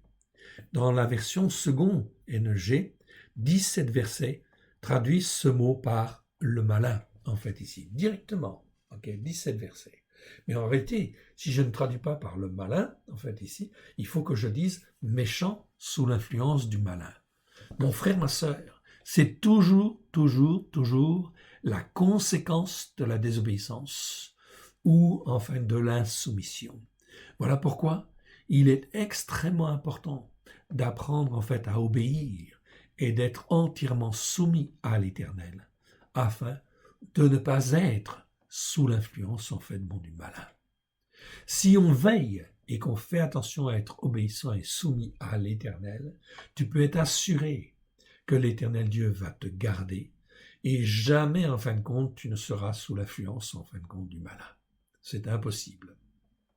Voilà pourquoi il faut s'attacher à écouter et à mettre en pratique. Ce mot poneros, en fait, ici, est très important. C'est un mot qui n'est pas très bien traduit, mais vous le trouverez. Il existe 76 fois dans 70 versets. Et nous l'avons retrouvé, oui, bien sûr, dans la Torah accomplie ici. Nous avons corrigé tous les versets, en fait, ici, où le mot poneros, en fait, est utilisé. On te traduira non pas ça par mal ou mauvais, comme la plupart du temps c'est fait, mais on dira, en fait, méchant sous l'influence du malin ou mauvais sous l'influence du malin. Et chaque fois, tu trouveras en fin de compte ici la référence 54. Tu vas dans l'index en fait à la fin, et en fin de compte, au numéro 54, tu verras tous les versets où se trouve en fin de compte ce mot poneros dans la Brit Radasha. C'est donc très important, parce que là, on voit comment, en fait, l'ennemi, il agit. Et vous voyez que le malin, en fait, ici, eh bien, il ne peut pas agir, en fait, vis-à-vis du premier, en fait, ici, serviteur, qui a reçu 5 talents, ni du deuxième, qui a reçu 2 talents. Non, ils ont pu fructifier. Celui-là, en fait, ici, il est sous l'influence du malin, en fait ici, résultat des courses, eh bien, en fin de compte, il croit quand même, en fait, en Dieu, mais en fait, il ne sert pas Dieu. Donc, il a mis son talent de côté, en fait, ici, il l'a gardé, ok, pour ne pas le perdre, c'est ce qu'il dit, ok, et il croit que c'est satisfaisant. Non, ce n'est pas satisfaisant. Mon frère, ma sœur, nous devons porter du fruit pour l'Éternel Dieu. C'est extrêmement important. Ici, le Seigneur Yeshua répond. Son Seigneur lui répondit, « Esclave, méchant sous l'influence du malin et paresseux, tu as savé que je moissonne où je n'ai pas semé et que j'amasse où je n'ai pas vanné. Il te fallait donc remettre mon argent au banquier, afin que ça puisse rapporter quelque chose. Et à mon retour, j'aurai retiré ce qui est à moi avec un intérêt. » Est-ce que Yeshua s'intéresse en fin de compte au placement d'argent? Non, pas du tout. Ce qu'il est en train de dire en fait ici, c'est quand je te donne quelque chose, mon frère, ma sœur, eh bien c'est que tu le fasses fructifier, c'est que cela puisse servir en fait aussi à d'autres, afin que en fin de compte mon nom, le nom de Yeshua et le nom du Père puissent être glorifiés. Verset 28. Ôtez-lui donc le talent, et donnez-le à celui qui a 10 talents, en fait, ici. À celui qui a rapporté le plus, en fait, ici. Il en aura donc 11, car on donnera à celui qui a, et il sera dans l'abondance. Mais à celui qui n'a pas, on notera même ce qu'il a. C'est donc, en fait, ici, terrible.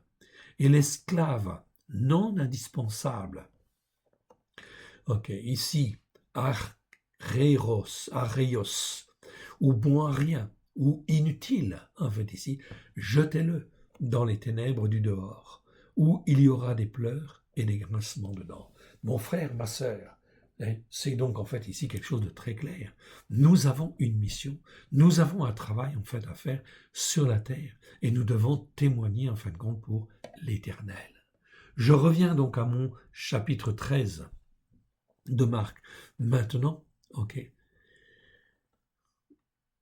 et en fait, nous étions donc au verset 32, si ma mémoire est bonne, c'est bien ça. Voilà.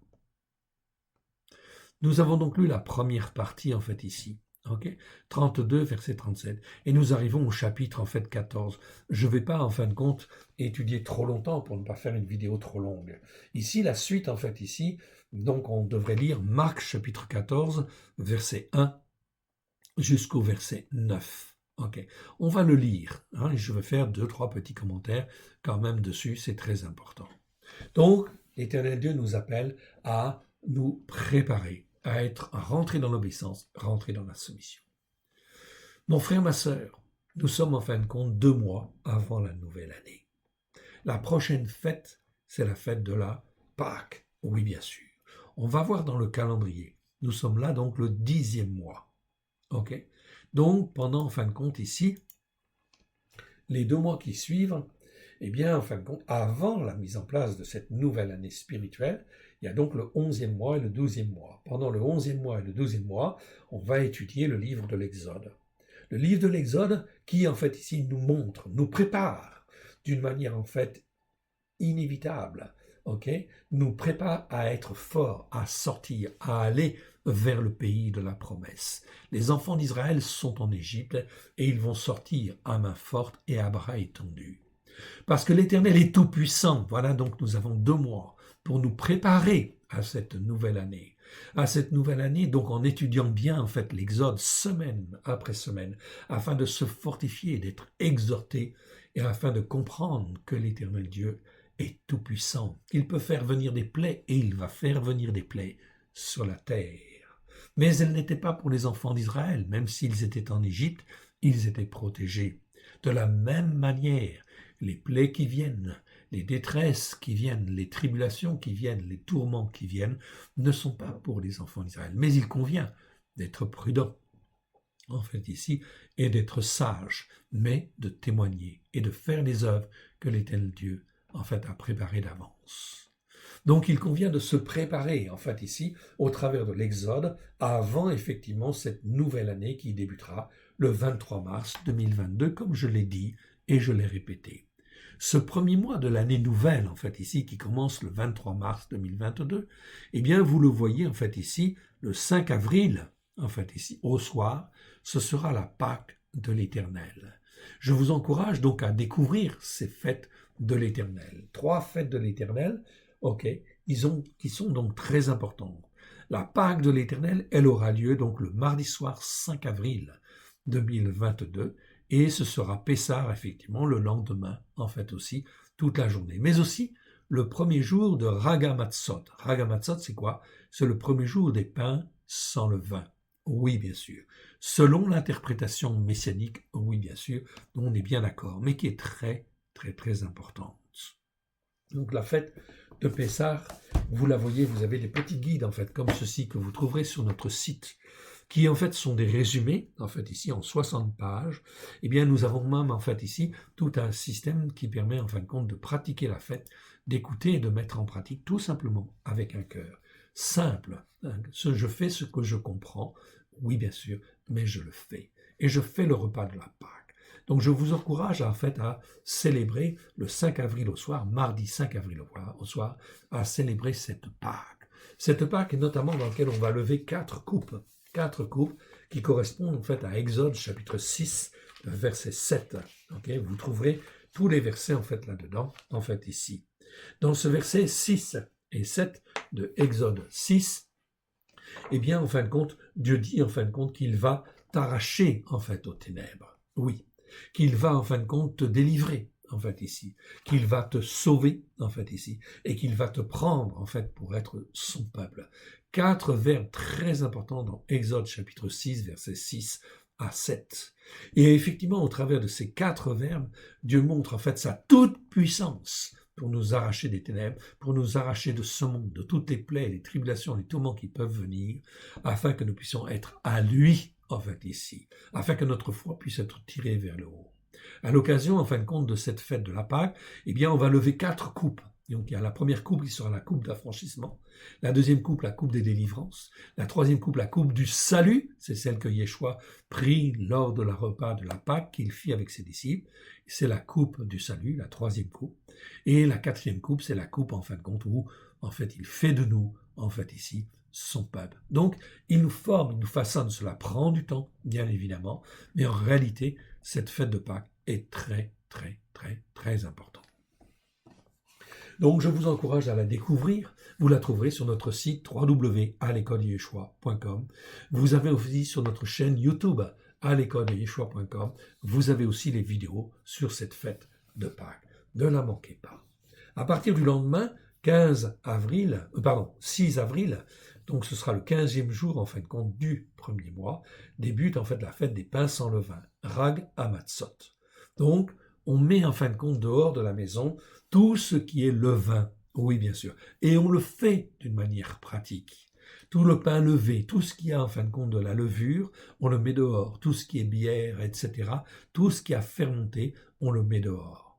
On le met dehors, c'est un exemple pratique, tout simplement dans le but de montrer à Dieu que l'on veut sortir tout ce qui est méchanceté, tout ce qui est mauvais de nos cœurs et de nos vies, en réalité.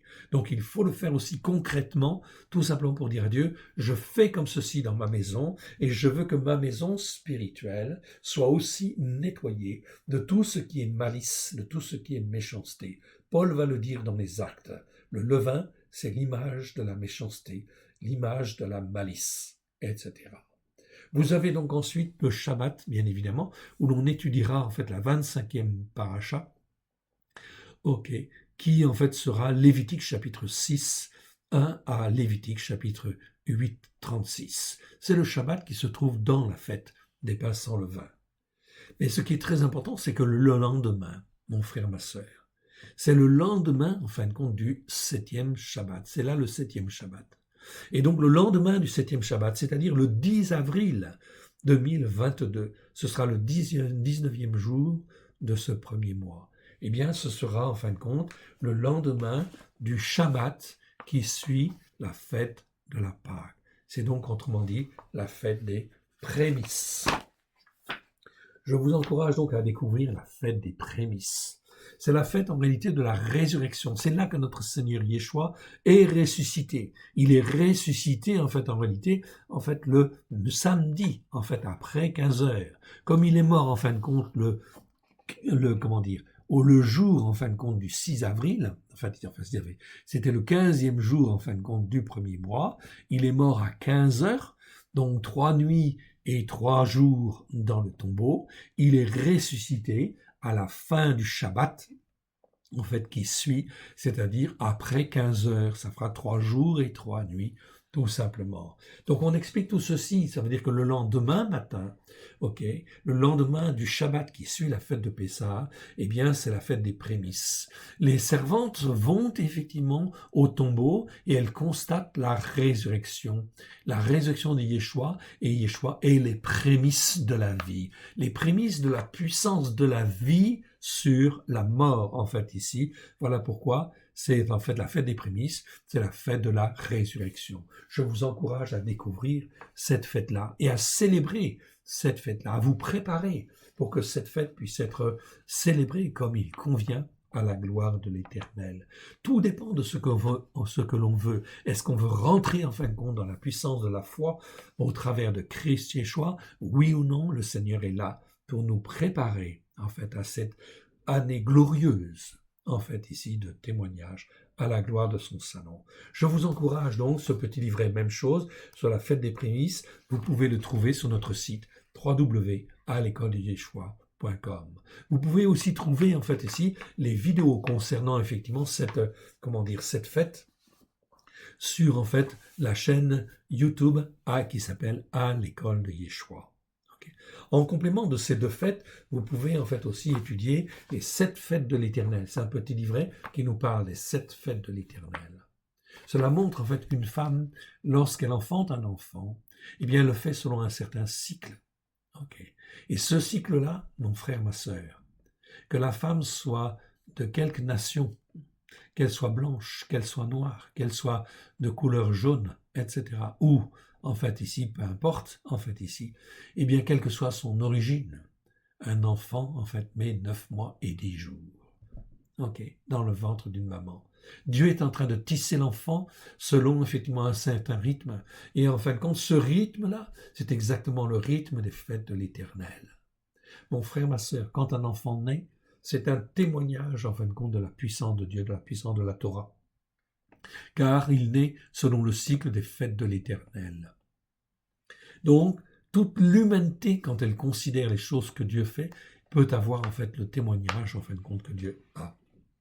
Mais ce que je veux souligner au travers de ces 7 fêtes, c'est que si Dieu est capable de tisser, en fait, un enfant dans le ventre de sa maman, en l'espace de 9 mois et demi, 9 mois et 10 jours, c'est-à-dire cela part, en fait, ici, du 14e jour du premier mois, jusqu'en fait, tu comptes 9 mois et 10 jours, et tu arrives en fait à la fête de Hanouka, qui est la fête de la lumière, qui a toujours lieu le 15e jour, en fin de compte, du 9e mois. Toujours. Donc, fête de la lumière, l'enfant vient au monde, c'est la fête de Hanouka. Tout ça, c'est symbolique. Ce que je veux souligner ici, au travers de ces fêtes de l'Éternel, c'est simplement que si Dieu forme et façonne dans le ventre de la maman un enfant, de la même manière, sur le plan spirituel, si tu suis l'année spirituelle, que tu écoutes et que tu mets en pratique toutes les fêtes de l'Éternel, plus en fin de compte Hanouka, si tu es en fait persévérant dans en fait ici l'étude des parachiotes, etc., eh bien en fin de compte le Seigneur spirituellement va te former en fait aussi, va faire que tu deviennes un homme et une femme matures spirituellement. Je vous encourage à découvrir ces merveilles. Chaque fois que j'en parle, chaque fois que je vois ces choses-là, je trouve ça absolument merveilleux, et cela me réjouit. Voilà pourquoi je vous encourage à vous réjouir en fait avec moi de toutes ces merveilleuses choses, effectivement, que l'Éternel a préparées pour nous, évidemment. Nous arrivons effectivement donc à Marc. Et effectivement, donc sur Marc 14, je reviens ici et nous avons un petit bout de lecture en fait encore à faire. Je ne ferai pas de commentaires ou très peu en fait ici. Donc voilà pour les fêtes de l'Éternel. On va quand même lire le passage.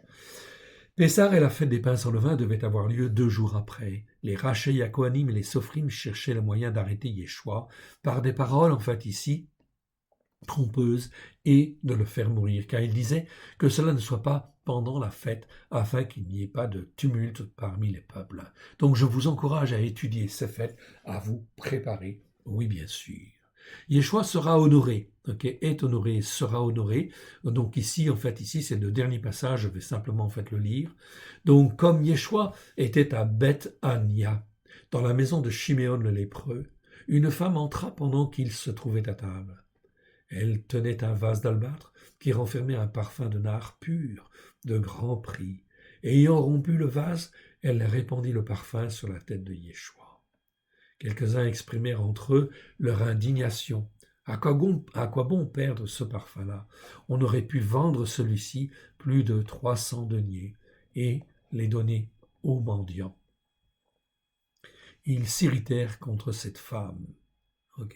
Mais Yeshua dit, laissez-la. Pourquoi lui faites-vous de la peine? Elle a fait une excellente action à mon égard. Car vous avez toujours des mendiants parmi vous, et vous pouvez leur faire du bien quand vous voulez, mais vous ne mourrez pas toujours. Ce que cette femme-là a fait, écoutez bien, ce que cette femme-là a fait, précisément ici, c'est ce qu'on appelle une tautologie ici, le mot traduit en français par cette femme-là, dont on parle là, ce qu'elle a fait là. Eh bien, elle l'a fait. Elle a d'avance embaumé mon corps pour la sépulture. Donc, elle a agi d'une manière prophétique sans le savoir, mais elle a embaumé le corps de Yeshua. Elle avait une bonne intention en fin de compte ici dans son cœur, une intention louable, et Dieu le voit ici. C'est ça que l'Éternel Dieu attend de chacun de nous, que nous ayons effectivement d'excellentes attitudes de cœur. Car vous avez toujours des mendiants parmi vous, et vous pouvez leur faire du bien quand vous voulez, mais vous ne mourrez pas toujours. Ce que cette femme-là a fait, elle l'a fait. Elle a d'avance embaumé mon corps pour la sépulture. Amen, je vous dis. Donc Yeshua est en train de parler justement de son sacrifice qui va venir. Mon frère, ma sœur, le sacrifice de Yeshua, il faut le vivre, il faut apprendre à le vivre, le comprendre. Voilà pourquoi il convient en fin de compte ici de se préparer. Amen, je vous dis. Pourquoi? Partout où cette bonne nouvelle-là sera proclamée à haute voix, c'est même pas prêcher. Le mot ici, on peut traduire par prêcher, mais les catholiques disent plutôt prêcher. Ici, sera proclamé à haute voix, ici, dans le monde entier. Et on racontera aussi, en mémoire de cette femme-là, ce qu'elle a fait. C'est donc très important, ici, donc de voir, ici, qu'il faut se préparer et marcher par la foi.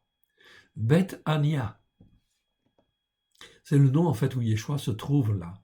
Beth Ania, Bethanie. Bethania, en fin de compte, dans les dictionnaires, quand on regarde ici, eh bien on peut dire maison de l'affligé, on pourrait traduire comme ça, ou plutôt que ici la maison des dates non mûres. Dans nos traductions ici les renvois ici disent que Bethania ça veut dire ça. Mais si je décompose le mot, j'ai le mot Beth, ça veut dire c'est la maison.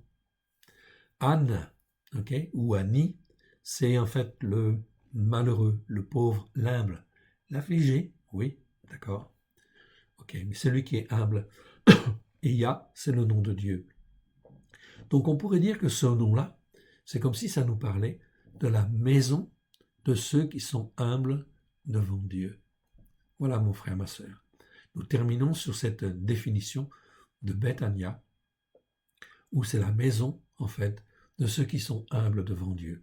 Voilà pourquoi, en toute humilité, il faut se préparer, parce que l'Éternel Dieu va agir dans cette nouvelle année spirituelle d'une manière extrêmement puissante. Peu importe ce qui se passe autour, marchez par la foi. On va terminer par une petite prière. Merci Seigneur de ta bonté, de ta fidélité. Merci mon Dieu mon Père de tout ce que tu nous enseignes. Nous te rendons grâce. Nous voici devant toi, nous nous couvrons du sang précieux de l'agneau. Nous invoquons les mérites de l'agneau sur chacun de nous. Et nous venons vers toi, Père très saint, afin que tu nous émondes, que tu nous fortifies, que tu fasses de nous des esclaves obéissants et soumis à la gloire de ton saint nom, au travers de Christ Yeshua. Parle, Seigneur, ton serviteur, ton esclave. Écoute. Merci, Seigneur, d'étendre ta main bienfaisante. Voici nos mains voici nos pieds, voici notre tête, voici nos corps. Nous voulons te servir sur cette terre, comme tu le veux, là où tu le veux. Que ton nom soit béni, honoré lui toujours et partout. Merci pour ta patience, ta bonté et ta fidélité. Amen. Que l'Éternel Dieu vous bénisse et vous garde. Shalom à tous et donc au prochain Shabbat. À bientôt. Shalom, shalom.